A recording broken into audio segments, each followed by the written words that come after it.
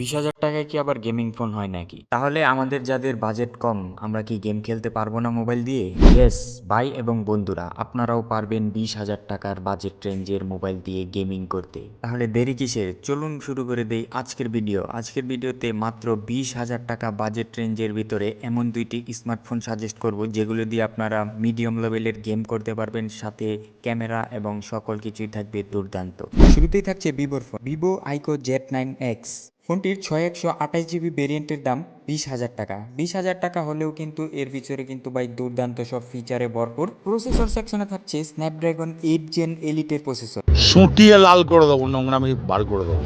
ও কাকা, ভুল হয়ে গেছে। স্ন্যাপড্রাগন 6 জেন 1 এর প্রসেসর পেয়ে যাবেন, যেটা একটা অক্টাকোর প্রসেসর, 64 বিট আর্কিটেকচার এবং 4 ন্যানোমিটার ফেব্রিকেশনে ডিজাইন করা। এবং জিপিইউ হিসেবে পেয়ে যাবেন অ্যাড্রিনো 710 অর্থাৎ 710। যেহেতু এটা প্রসেসরটা একটা মিড লেভেলের প্রসেসর, তাই এটা দিয়ে চাইলে টুকটাক গেমিং করতে পারবেন। টুকটাক না, মোটামুটি ভালো মানেরই গেমিং করতে পারবেন। তবে আরও মজার বিষয় হচ্ছে এটা কিন্তু একটা 5G চিপসেট। আপনি এটাতে 5G নেটওয়ার্কের সাপোর্ট পেয়ে যাবেন, যদিও বা বাংলাদেশে এখন কোনো কাজের না, কিন্তু ভবিষ্যতের জন্য আপনি স্টক করে রাখতে পারেন। ফোনটির ডিসপ্লে সেক্টরে থাকছে আইপিএস এলসিডি 6.72 ইঞ্চির একটা full HD panel, 1000 pick brightness এবং সাথে 120 হার্জের রিফ্রেশ রেট পেয়ে যাবেন। সাথে কিন্তু পেয়ে যাবেন IP64 এর রেটিং এবং স্কিন টু বডি রেশিও হচ্ছে 86.58%। এর মানে বোঝা যায় চিন বেজেলটা মোটামুটি ভালোই বড়, তবে আর একটু ন্যারো হলে ভালো হতো।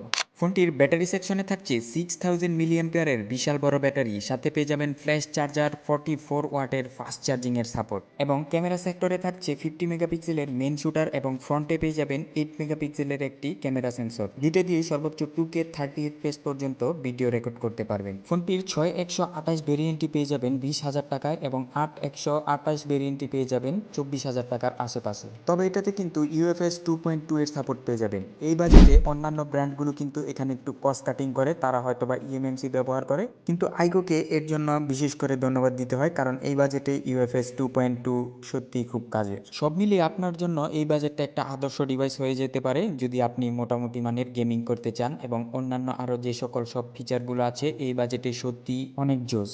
দ্বিতীয় ডিভাইসটি হচ্ছে শাওমির পোকো M7। শাওমির পোকো সিরিজগুলো মূলত গেমারদেরকে টার্গেট করে বানানো হয়, এটা আপনারা অলরেডি সবাই জানেন।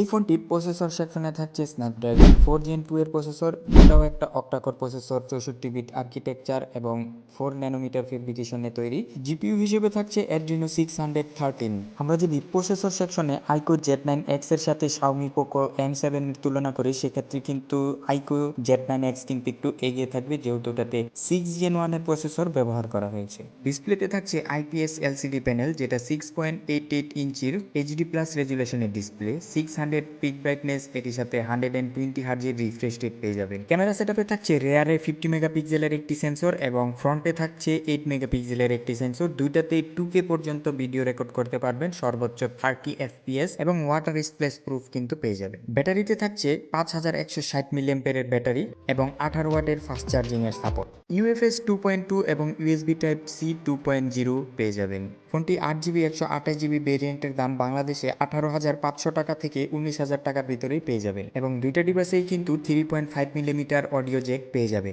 তো বন্ধুরা, এই বাজেটের ভিতরে এর চাইতে আরও ভালো কোনো ফোন মার্কেটে অ্যাভেলেবেল থাকলে অবশ্যই কমেন্ট সেকশনে জানিয়ে যাবেন, এবং চ্যানেলে নতুন হলে সাবস্ক্রাইব এবং লাইকের জায়গায় লাত্তি উষ্টা কিল ঘুষি যা মন চায় ছুঁড়ে মারুন।